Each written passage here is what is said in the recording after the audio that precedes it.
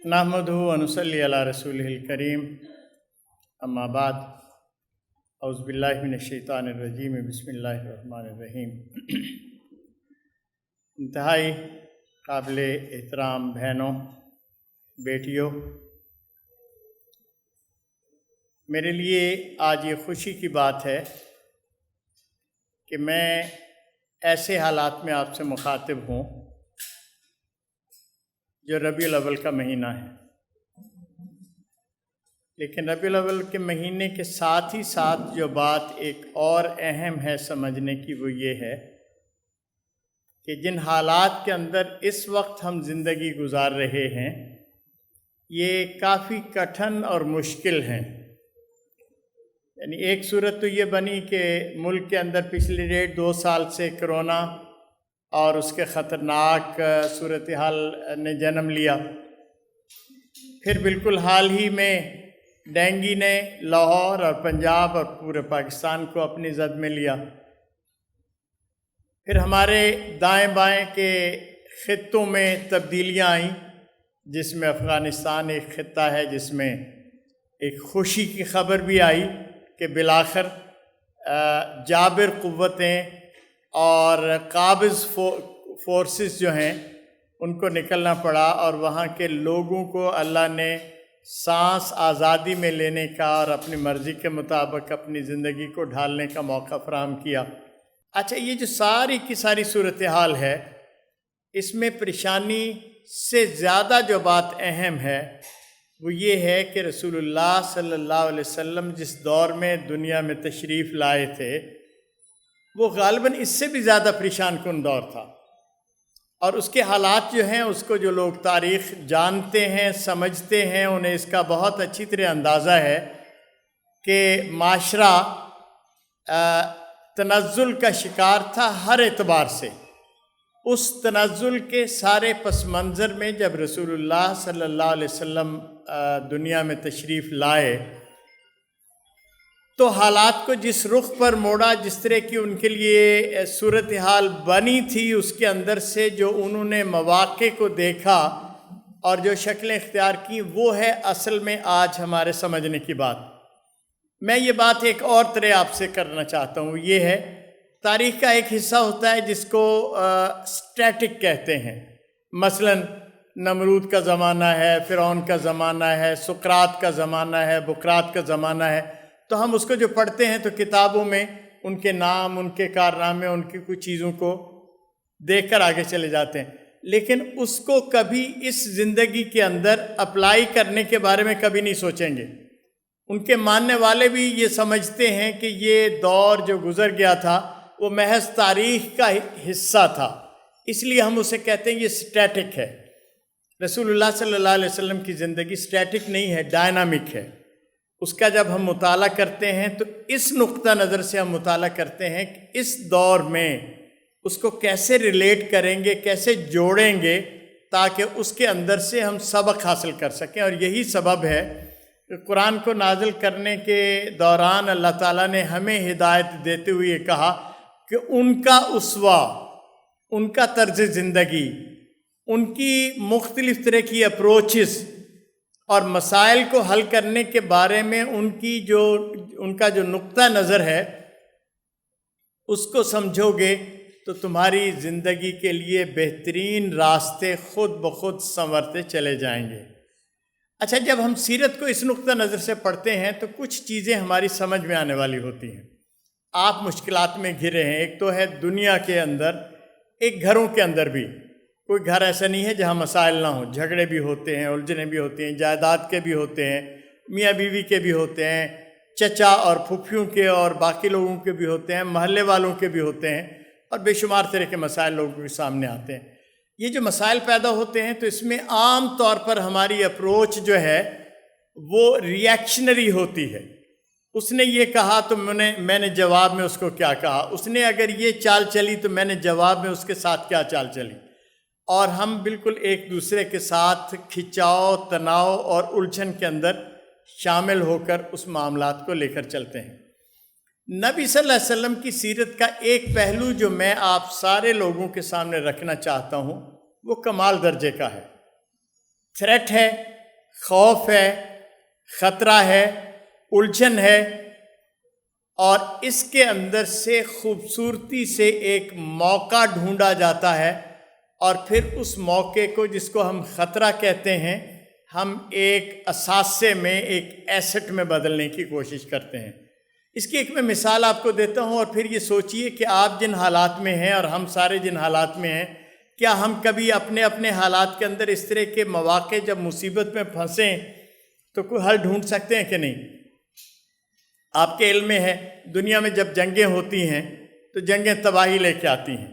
اور جنگیں جب ختم ہوتی ہیں تو جو جیتنے والا ہے اور جو ہارنے والا ہے ان کے درمیان جو صلح ہوتی ہے تو وہ یہ ہوتا ہے کہ ہم اتنے قبضہ کر لیں گے اس جگہ پہ، آپ اتنا تاوان دیں گے، آپ کے ساتھ یہ مسائل ہوں گے، اور جو اس کے اندر سے لوٹ مار کی چیزیں ہوتی ہیں اس کو حاصل کر کے آدمی آگے بڑھنے کی کوشش کرتا ہے۔ رسول اللہ صلی اللہ علیہ وسلم نے ایک پہلی جو جنگ لڑی تو ہم سارے جانتے ہیں بدر کی جنگ ہے، اور بدر کی اس جنگ میں دشمن کے ساتھ مقابلہ تھا اور اللہ نے فتح بھی دی، اور اس کے نتیجے میں کفار کے بہت سارے لوگ غلام بن گئے۔ اب میں جو لوگ پڑھے لکھے ہیں، تاریخ کو جانتے ہیں، ان کو یہ چاہتا ہوں کہ وہ اپنے سامنے وہ نقشہ لے کے آئیں کہ مکہ سے بے شمار ساتھی رسول اللہ صلی اللہ علیہ وسلم کے ہجرت کر کے مدینہ میں جاتے ہیں تو ان کے گھر وہیں پڑے ہوئے ہیں جن پہ دشمن کا قبضہ ہے، ان کی جائیداد اور ان کی پراپرٹی بھی وہی ہے۔ ایک کام تو یہ ہو سکتا تھا کہ ان سے یہ کہا جاتا کہ ہمارے گھر، ہماری پراپرٹی واگزار کی جائیں، یا اس کے بدلے میں ہمیں اتنا پیسہ دیا جائے۔ ایک ہی ہو سکتا تھا کہ اس کے اوپر اور تاوان لگایا جائے، اور بھی کئی سارے حل اور چیزیں نکالی جا سکتی تھیں۔ یہ جو قیدی آئے تھے، ان قیدیوں کے حوالے سے کئی طرح کی چیزیں سوچی جا سکتی تھیں، لیکن اس تھریٹ کے اندر سے، اس خوف کے اندر سے، اس الجھن کے اندر سے نبی صلی اللہ علیہ وسلم نے ایک بالکل نیا راستہ نکالا۔ آپ یوں سمجھ لیں کہ جیسے آپ نے آگ جلائی اور اچانک لگا کہ اس کے اندر سے پھول کی پتیاں نکلنا شروع ہوئی، اور انہوں نے فضا کو معطر کرنا شروع کر دیا، اور وہ کمال درجے کی چیز تھی۔ آپ نے فرمایا یہ جو لوگ قیدی بنے ہیں، مدینہ کے بیشتر لوگ جو رسول اللہ صلی اللہ علیہ وسلم کے ساتھی تھے ان کو پڑھنا لکھنا نہیں آتا تھا، اور آپ کے علم میں تھا کہ ان قیدیوں میں سے بہت سارے وہ ہیں جو پڑھنا لکھنا جانتے ہیں۔ تو آپ نے کہا ان میں سے وہ لوگ جو پڑھنا لکھنا جانتے ہیں وہ اتنے ہمارے ساتھیوں کو پڑھنا لکھنا سکھا دیں تو ہم ان کی رہائی کا بندوبست کر دیں گے۔ آپ امیجن کر سکتے ہیں کہ خوف کی اس فضا میں، جنگ کے اس دھوئیں میں، الجھن کی ساری کیفیت کے اندر سے ایک ایسی اپرچونٹی کو نکالا گیا کہ جس کے نتیجے کے طور پر اس دور کے اندر علم کی شمع کو جلانے کا آغاز ہو گیا، اور یہ جنگ کے اندر سے، امن کے حالات میں نہیں۔ یہ ایک ترکیب نکالی اور آپ نے اس کو لے کر گئے۔ اچھا، پھر اسی سے ملتا جلتا ایک اور واقعہ ہے، وہ بھی آپ نے سب نے سنا ہے، یہ بھی سنا ہے، لیکن میں صرف سوچ کے زاویے کو ایک نہج پر ڈالنے کے لیے آپ سے یہ بات کر رہا ہوں۔ وہ واقعہ ہے، ابھی نبوت نہیں آئی تھی آپ پہ، مکہ میں تھے، اور اسی دوران ایسا ہوا کہ قبائل کے اندر جھگڑا ہو گیا، اور جتنے لوگ رہتے تھے 8 قبیلے 10 قبیلے یا زیادہ یا کم، وہ اس پہ الجھ رہے تھے کہ مکہ کی اپنا خانہ کعبے کی جو تعمیر ہو رہی ہے، اس تعمیر میں سارے لوگ لگے ہوئے ہیں، لیکن اس کا ایک خاص کام یہ ہے کہ اس میں ایک پتھر کو، جسے ہم سارے جانتے ہیں حجر اسود، اس کو اس کے مقام پہ رکھنا ہے۔ تو یہ کریڈٹ کس کو جائے؟ اب یہ نیکی کا کام ہے، لیکن نیکی کے اس کام میں لوگ اتنے الجھ گئے ہیں آپس میں کہ ایک دوسرے کی گردنیں مارنے کے لیے تیار ہیں کہ یہ تو میرا اور میرے قبیلے کا حق ہے، اور دوسرا وہ بات کر رہا ہے۔ اس دھواں فضا کے اندر، خوفناک صورتحال کے اندر، رسول اللہ صلی اللہ علیہ وسلم ان کے لیے ایک ترکیب سوچتے ہیں۔ میں نے جیسے کہا، تھریٹ کے اندر سے اپرچونٹیز کو نکالنے کا کام۔ تو آپ نے کہا کہ لڑنے جھگڑنے سے تو ایک راستہ آسان بھی نکل سکتا ہے، وہ یہ ہے چادر بچھاتے ہیں، اس کے اوپر حجر اسود کو رکھتے ہیں، جتنے قبائل ہیں جو آپس میں الجھ رہے ہیں وہ ایک ایک کونے کو پکڑ لیں اور اس کو اوپر لے کے جائیں، ہر ایک کا حصہ اس میں شامل ہوگا اور میں اس کو اٹھا کے اس کی جگہ پہ رکھ دیتا ہوں۔ تو یہ دو واقعات، ویسے تو سیرت کے اندر اس طرح کے بے شمار واقعات بھرے ہیں، لیکن میں چونکہ وقت کی قلت ہے اس لیے زیادہ تفصیل میں نہیں جانا چاہتا۔ یہ دو واقعات میں نے آپ کو اس لیے سنائے کہ یہ تاریخ میں صرف پڑھنے کے لیے نہیں، وہ جو میں نے کہا نا کہ سیرت کو پڑھنے کے لیے ڈائنامک پورشن ہے۔ ان کو اور طرح کے مسائل کا سامنا تھا، مجھے اور آپ کو اور طرح کے مسائل کا سامنا ہے، گھر میں رہتے ہوئے، محلے میں رہتے ہوئے، سوسائٹی میں رہتے ہوئے، تنظیموں اور آرگنائزیشنز میں رہتے ہوئے، اور ہمیں روز کوئی نہ کوئی اس طرح کا واقعہ پیش آتا ہے جس میں ہمیں غصہ چڑھتا ہے، جھنجھلاہٹ ہوتی ہے، سمجھ نہیں آتی کیا کریں، اور پنچنگ کے علاوہ کوئی راستہ نہیں ہوتا کہ اگر انہوں نے گالی دی ہے تو ہم بھی دیں، انہوں نے راستہ روکا ہے تو ہم بھی روکیں، انہوں نے غیبت کی ہے تو ہم بھی غیبت کریں۔ لیکن یہ کم ہی سوچتے ہیں کہ یہ جو آگ بھڑکی ہے، کیا میں کوئی ایسی ترکیب سوچ سکتا ہوں یا سوچ سکتی ہوں کہ اس آگ کے شعلوں کو بجھا کے ان لوگوں کے درمیان کوئی ایسا راستہ نکالا جا سکے جس کے نتیجے میں وہ خوشگوار ماحول دوبارہ منظم ہو کر سامنے آ جائے۔ یہ ربیع الاول کا صحیح معنوں میں سمجھنے کا پیغام ہے، اور اسی کو رسول اللہ صلی اللہ علیہ وسلم کے پس منظر میں جب یہ بات کی گئی تو یہ کہا گیا لَقَدْ كَانَ لَكُمْ فِي رَسُولِ اللَّهِ أُسْوَةٌ حَسَنَةٌ۔ جو لوگ اس بات کو سمجھتے ہیں کہ انہیں اللہ کے سامنے جواب دہی کرنا ہے اور زندگی اس کے مطابق ڈھالنی ہے، تو ان کو یہ سمجھنا چاہیے کہ جن قدموں پہ نبی صلی اللہ علیہ وسلم چل کے آگے گئے،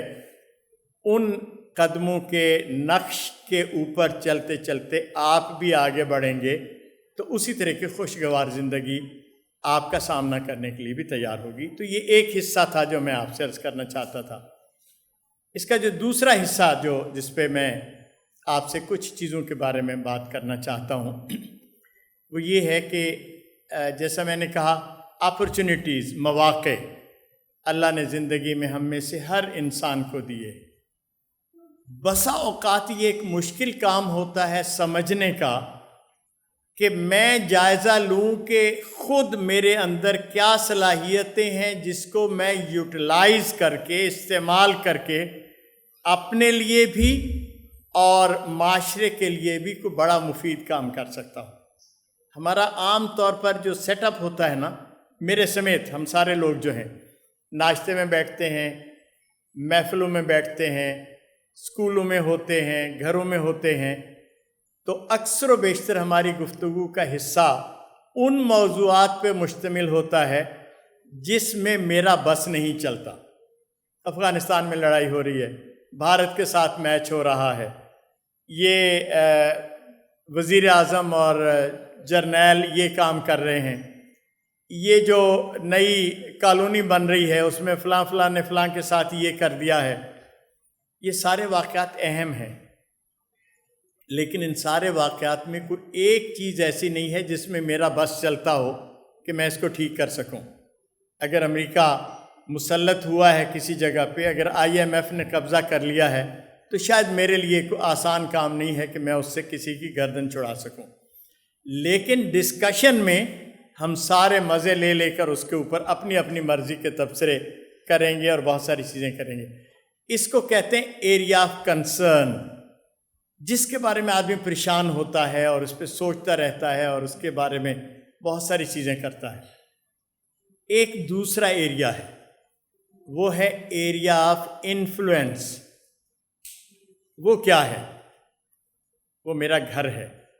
وہ میرے دوست ہیں، وہ میرا ماحول ہے۔ میرے لیے بڑا آسان ہے کہ مجھ سے کوئی چھوٹا بہن بھائی ہے تو میں سوچوں کہ اس کی تعلیم کا حالت کیا ہے، اس کے اخلاق کیسے ہیں،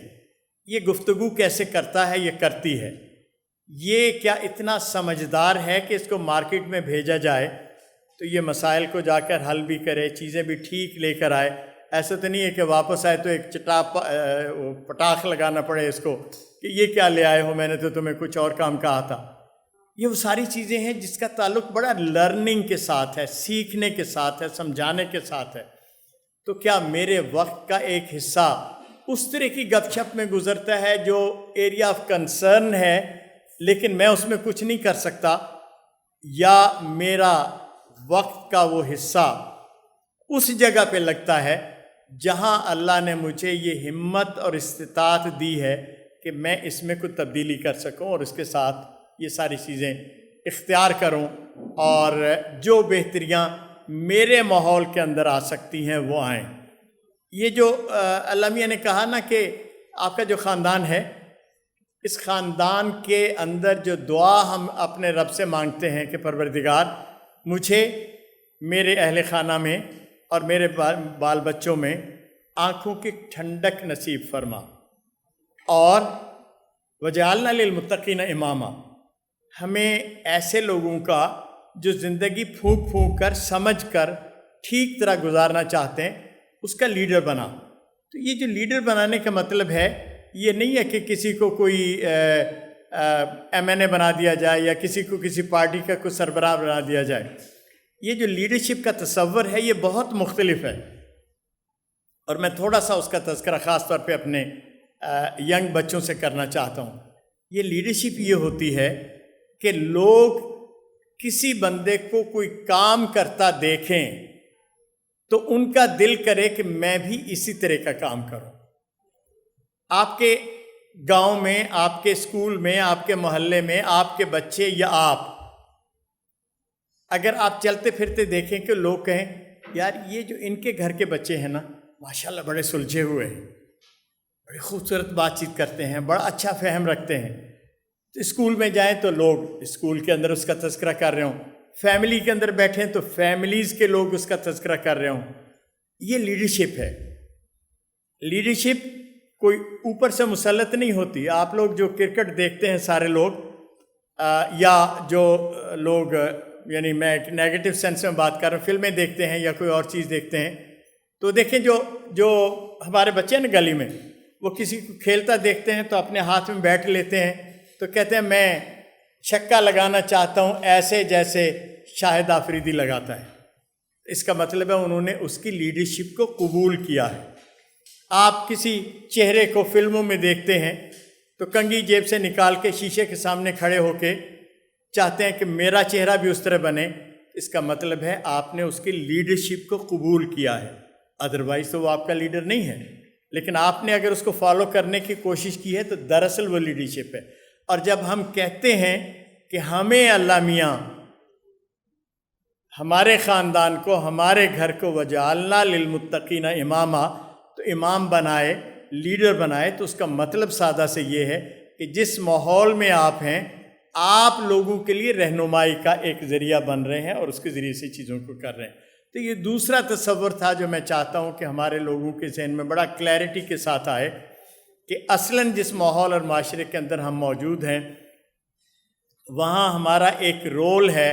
اور وہ اہم رول یہ ہے کہ ہم اس ماحول میں لوگوں کے پیچھے چلنے والے نہ ہوں، بلکہ اپنے کردار، اپنی سوچ، اپنی ایکشن کے ذریعے سے وہ راستہ بنانے والے ہوں جس کو لوگ دیکھیں اور اس کو اختیار کریں۔ اور اس کا ایک تیسرا حصہ جس پہ میں اپنی گفتگو کا اختتام کروں گا، مجھے معلوم نہیں ہے کہ میرا وقت کتنا باقی ہے، اگر 5-4 منٹ اور ہیں کر سکتا ہوں۔ وہ جو تیسرا حصہ ہے وہ بھی بہت اہم ہے، اور وہ حصہ یہ ہے کہ ہم میں سے کم لوگوں کو اندازہ اور ادراک ہوتا ہے اس بات کا کہ اللہ نے ہمیں بے شمار طرح کی صلاحیتیں دی ہیں۔ کبھی کبھی آپ نے دیکھا ہوگا ایسا بندہ جو اپاہج ہوتا ہے، جس کے ہاتھ بھی نہیں ہوتے، بسا اوقات ایسا بندہ جو نابینا ہوتا ہے، بسا اوقات کوئی اور اس طرح کا بندہ کوئی ایسے کام کرتا ہے کہ دیکھ کر ہم خود حیرت میں ڈوب جاتے ہیں کہ یہ کیا، ہم تو اچھے بھلے ہاتھوں پیروں والے تھے اور ہم کچھ نہیں کر پائے، لیکن اس کو یہ کیا ہوا کہ اس کے تو پاؤں بھی نہیں تھے، ایک انگوٹھا تھا، اس سے اس نے لکھنے کا بلکہ کیلیگرافی کا کام کرنا شروع کر دیا، ایک ہاتھ تھا اور اس نے اس کے نتیجے کے طور پر یہ سارا کچھ کیا۔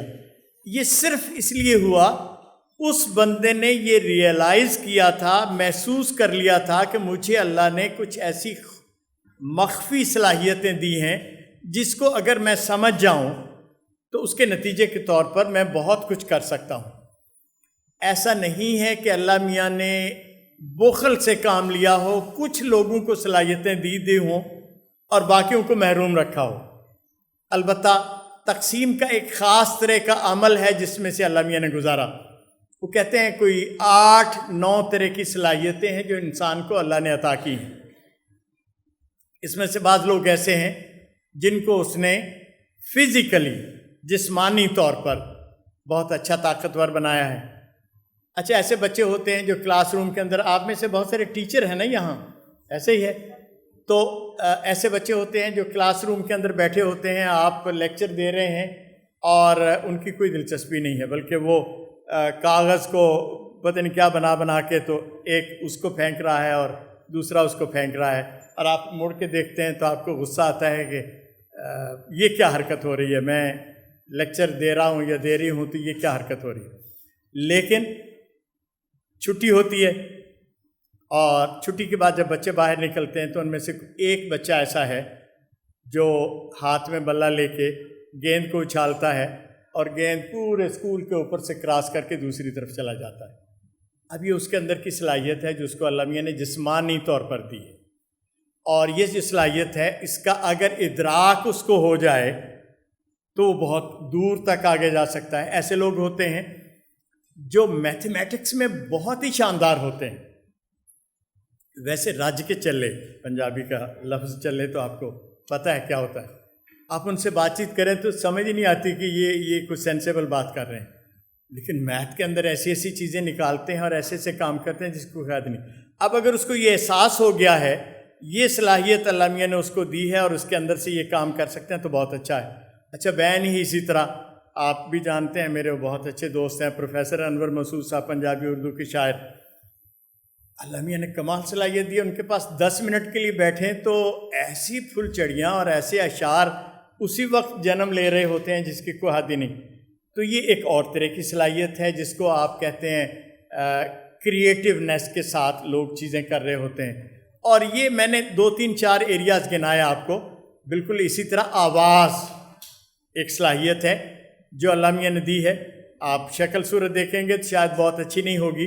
لیکن جب وہ تلاوت کریں یا وہ کوئی نعت پڑھیں یا کوئی گانا گائیں تو ایک وجد اور سحر طاری کر دیتے ہیں پورے کے پورے معاشرے پہ۔ تو یہ جو سمجھنا ہے کہ آپ کے اندر ان 8 صلاحیتوں میں کیا ہے، یہ میری اور آپ کی اپنی ذمہ داری ہے، اور اس کے طریقے موجود ہیں سمجھنے کے لیے۔ اور اگر آپ کو پتہ چل جائے کہ آپ کی کون سی صلاحیت ہے تو پھر اس کو جلا بخشنا، اس کو مانجنا، اس کو ٹھیک کرنا اور اس کو آگے بڑھانا یہ بڑا آسان ہو جاتا ہے۔ ورنہ یہ ہوتا ہے کہ لوگ کہتے ہیں آپ کی بیٹی تو ماشاءاللہ بڑی اچھی ہے، اس کو ڈاکٹر بنا دیں۔ اب وہ ممکن ہے کہ کریٹیو ایریاز کے اندر جانے والی ہو، بہت اچھی سینری بناتی ہو، بہت اچھی اور چیزیں کرتی ہو، لیکن پریشر یہ ہے کہ ڈاکٹر نہ ہوئے تو رشتہ نہیں لبدا، سو ڈاکٹر ہی بناؤ، جو مرضی ہو جائے اس کے ساتھ اس کو کرنا ہے، اور وغیرہ وغیرہ اس طرح کی بہت ساری چیزیں ہوتی ہیں۔ تو اندر آپ کے کیا ہے اس کو جاننا، اس کو نکھارنا، اور یہ جو میں بات آپ سے کر رہا ہوں یہ اگرچہ بظاہر یہ لگتا ہے کہ آج کی سائنس اور سائیکالوجی نے یہ بات بتائی ہے، اصلاً یہ رسول اللہ صلی اللہ علیہ وسلم نے بات بتائی، اور میں اس واقعے سے اختتام کر کے اپنی گفتگو کو سمیٹ لوں گا۔ رسول اللہ صلی اللہ علیہ وسلم کے ایک ننھے صحابی تھے، ان کی والدہ کو شوق تھا کہ جہاد میں ان کو ساتھ لے کے جایا جائے، اور اس کے لیے ایک دفعہ جب ریکروٹمنٹ ہو رہی تھی مسجد نبوی میں تو انہوں نے اپنے بیٹے کو کہا کہ تلوار بھی لٹکانی ہے، اونچے اونچے قدم کر کے چلنا ہے، اور یہ لگے کہ آپ ٹین ایجر نہیں ہو، ذرا بڑے ہو گئے ہو، اور تم اس کو وہ دیکھیں تو سمجھیں کہ ہاں اب عمر کا یہ حصہ ہے جس میں اس کو جنگ کے اندر لیا جا سکتا ہے۔ آپ کے علم میں ہے کہ دین نے یہ سکھایا ہمیں کہ بچوں کو جنگ میں ہم نہیں لے کے جاتے تو جب تک وہ ایک خاص ایج کو نہیں پہنچتے، تو وہ اسی طرح چل کے گئے۔ نبی صلی اللہ علیہ وسلم نے دیکھا تو مسکرائے، انہیں پتہ تھا کہ ابھی اس کی عمر بھی اتنی نہیں ہے اور اس کو نہیں جانا چاہیے، تو انہوں نے اس کو بلایا، پیار بھی کیا، کہا لیکن میں آپ کو اس جنگ میں اپنے ساتھ نہیں لے جا سکتا۔ اب وہ جو والدہ دور بیٹھی تھی انہیں بڑی پریشانی ہوئی کہ میں نے اتنی تیاری کی، اتنی محبت کے ساتھ یہ سارا کام کیا،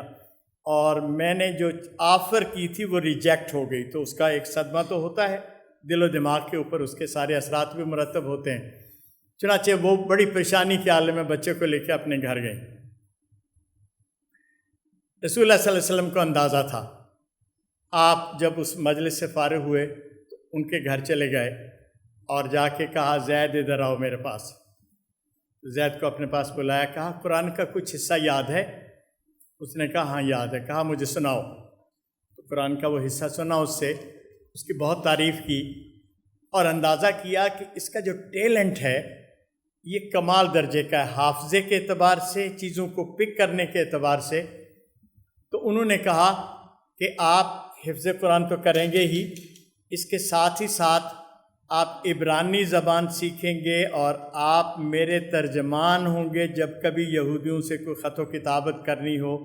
کوئی چیز کنوے کرنی ہو تو ان کی زبان سے عربی میں اور عربی سے ان کی زبان میں۔ چنانچہ زید نے ہفتوں اور مہینوں میں زبان سیکھی اور آخر وقت تک رسول اللہ صلی اللہ علیہ وسلم کے وہ جسے کہتے ہیں نا ترجمان کے طور پہ کام کرتے رہے۔ اب یہ ٹیلنٹ کو ہنٹ کرنے کا کام تھا جس کو آپ نے کیا۔ جب رسول اللہ صلی اللہ علیہ وسلم دنیا سے چلے گئے تو قرآن مجید کو جمع کرنا ایک ایشو تھا، اس لیے کہ یہ ٹکڑوں پہ تھا، کاغذوں میں تھا، کہیں کہیں مختلف چیزوں پہ لکھا ہوا تھا، ایک جگہ پہ موجود نہیں تھا۔ حضرت ابوبکر نے سوچا کس کو کام دیں، حضرت عمر نے سوچا کس کو کام دیں، اور بہت سارے لوگوں نے سوچا کس کو کام دیں۔ سب کو خیال گزرا وہ جو رسول اللہ صلی اللہ علیہ وسلم نے ٹیلنٹ کو ہنٹ کیا تھا زید کا، اس کے علاوہ کوئی دوسرا بندہ نہیں ہو سکتا جس کو یہ کام دیا جائے۔ چنانچہ جو آج ہم قرآن پڑھ رہے ہیں یہ وہ ہے جس کو حضرت زید نے بڑا محنت کر کے اور بے شمار چیزوں کو جمع کر کے اس میں کیا۔ جو میں نے واقعہ آپ کو سنایا دراصل یہ بتانے کی ضرورت کے ساتھ ہر شخص کو اللہ نے صلاحیتوں کا ایک بالکل ڈیفرنٹ خزانہ دیا ہے۔ اس خزانے کو تلاش کیجئے۔ استاد، معلمات، ٹیچرز اپنے بچوں کے اندر وہ چیزیں ڈھونڈیں اور ان کو تیار کریں اس کے لیے۔ والدات یہ سمجھیں کہ یہ جیسے بھیڑ بکریوں کو ہانکنا ہوتا ہے ایک طرف کہ یہاں چلے جاؤ اور جا کر چارہ لے کے آ جاؤ، وہ نہیں۔ انسانی بچہ اپنی فطرت کے ساتھ آگے بڑھتا ہے اور اس کو سمجھ کر اس کی تربیت کی جا سکتی ہے۔ اللہ تعالی ہمیں اس کی توفیق عطا فرمائے کہ ہم سیرت کے ان خوبصورت صفحات میں سے وہ چیزیں اخذ کر سکیں جس کے نتیجے میں ہم اپنی زندگی کو خوشگوار بنا سکیں۔ بہت بہت شکریہ۔